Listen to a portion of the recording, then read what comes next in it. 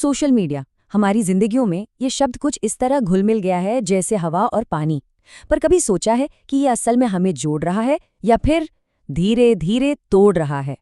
यह हमारी सोच, हमारे मूल्यों और हाँ, जिस तरह से हमारा देश चलता है उन सब पर कितना गहरा असर डाल रहा है।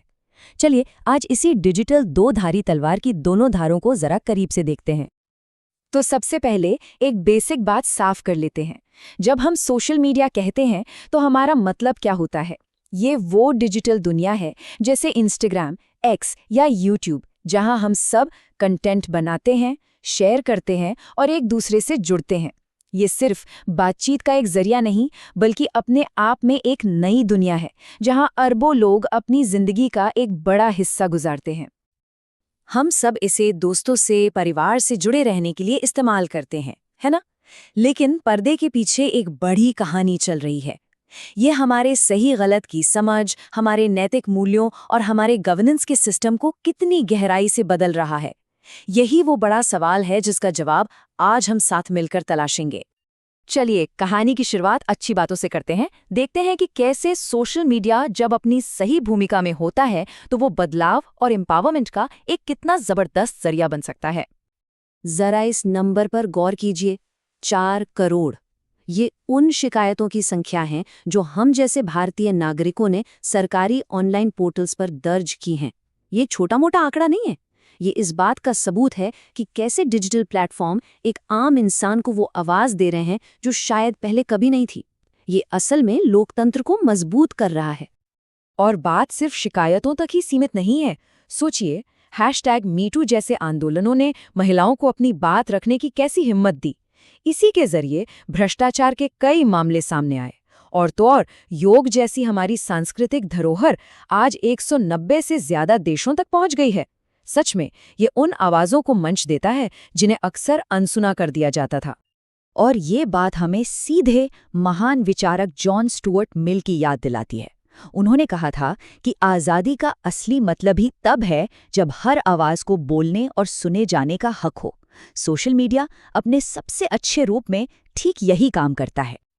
लेकिन जैसा कि हम जानते हैं, हर सिक्के का एक दूसरा पहलू भी होता है। अब हम कहानी के उस स्याह पक्ष की तरफ मुड़ते हैं जहां हमारे बुनियादी मूल्य ही दांव पर लग जाते हैं। क्रिश्चियन लूस लैंग ने क्या खूब कहा था, टेक्नोलॉजी एक बहुत काम का नौकर है लेकिन एक बहुत खतरनाक मालिक भी।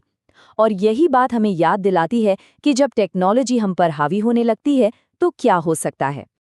ये आंकड़ा चौंकाने वाला है। इंस्टाग्राम की ही एक इंटरनल रिपोर्ट में ये बात सामने आई कि 32% टीनेज लड़कियों ने ये माना कि इस प्लेटफॉर्म की वजह से वो अपने शरीर को लेकर और भी ज्यादा बुरा महसूस करने लगी। ये सिर्फ एक नंबर नहीं है, ये हमारे युवाओं के आत्मविश्वास पर हो रहे सीधे हमले का सबूत है। और ये असर सिर्फ मानसिक स्वास्थ्य तक ही नहीं रुकता। एक सर्वे में पता चला कि 9 से 17 साल के 60% युवा हर रोज 3 घंटे से ज्यादा सोशल मीडिया पर बिताते हैं। अब सोचिए, जब इतना ज्यादा वक्त स्क्रीन पर गुजरेगा तो अनुशासन और आत्मनियंत्रण जैसे जरूरी मूल्यों का क्या होगा? तो यही है सोशल मीडिया का असली विरोधाभास। एक तरफ ये हमें दूसरों के लिए सहानुभूति और जवाबदेही जैसे मूल्य सिखा सकता है, तो वहीं दूसरी तरफ यही प्लेटफॉर्म हमारी ईमानदारी, एक दूसरे के लिए सम्मान और हमारी निजता यानी प्राइवेसी को कमजोर भी कर सकता है। हम सब इसी महीन सी रेखा पर चल रहे हैं। अब देखते हैं कि ये जो व्यक्तिगत और सामाजिक समस्याएं हैं, ये हमारे गवर्नेंस और सिविल सेवाओं पर कैसे असर डाल रही हैं। और यकीन मानिए, यहाँ मामला और भी ज्यादा गंभीर हो जाता है। जो लोग देश की सेवा में हैं उनके लिए तो ये एक नैतिक भूल भुलैया बन गया है।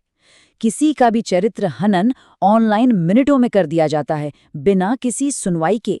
इसे कहते हैं डिजिटल विजिलेंटिज्म, जहां ऑनलाइन भीड़ ही अदालत बन जाती है। इससे संस्थानों की निष्पक्षता पर सवाल उठते हैं और पूरा सिस्टम खतरे में आ जाता है। ये कोई काल्पनिक बात नहीं है। इसका एक जीता जागता उदाहरण है विदेश सचिव विक्रम मिश्री। जब वो देश के लिए अपना कर्तव्य निभा रहे थे, तब उन्हें और उनके परिवार को सोशल मीडिया पर बेहद भद्दे और व्यक्तिगत हमलों का सामना करना पड़ा। ये दिखाता है कि ऑनलाइन नफरत का असर असल दुनिया में कितना गहरा और तकलीफदेह हो सकता है। हालात इतने गंभीर हो गए कि खुद आईएएस एसोसिएशन को आगे आकर इन हमलों की निंदा करनी पड़ी। उन्होंने साफ कहा कि ये उन अधिकारियों पर सरासर गलत हमला है जो पूरी ईमानदारी से अपना काम कर रहे हैं। तो अब सवाल ये उठता है कि इस चक्र को तोड़ा कैसे जाए? क्या कोई रास्ता है जिससे हम एक बेहतर, एक ज्यादा जिम्मेदार डिजिटल भविष्य बना सकें? चलिए अब कुछ समाधानों पर नजर डालते हैं। देखिए, इसका कोई एक जादुई हल नहीं है, बल्कि हमें एक साथ कई कदम उठाने होंगे।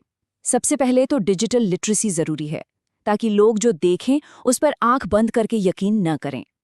फिर चाहिए एक मजबूत कानूनी ढांचा और अधिकारियों के लिए एक साफ आचार संहिता। और सबसे अहम, जो प्लेटफॉर्म्स हैं उन्हें हानिकारक कंटेंट के लिए जिम्मेदार ठहराना ही होगा। अंत में लक्ष्य बिल्कुल साफ है। हमें बोलने की आज़ादी और किसी भी व्यक्ति की निजता और सम्मान के अधिकार के बीच एक संतुलन बनाना है। हमें ये पक्का करना होगा कि टेक्नोलॉजी हमारी मालिक ना बने, बल्कि हमेशा इंसानियत की भलाई के लिए काम करे। तो आज की ये सारी बातचीत हमें एक बहुत ही अहम सवाल पे लाके छोड़ देती है, जिस पर हम सभी को सोचना चाहिए। इस डिजिटल दौर में सोशल मीडिया का हमारा इस्तेमाल हमारे समाज को, हमारे समुदाय को बनाने का काम कर रहा है या फिर उसे तोड़ने का? इसका जवाब हम सबको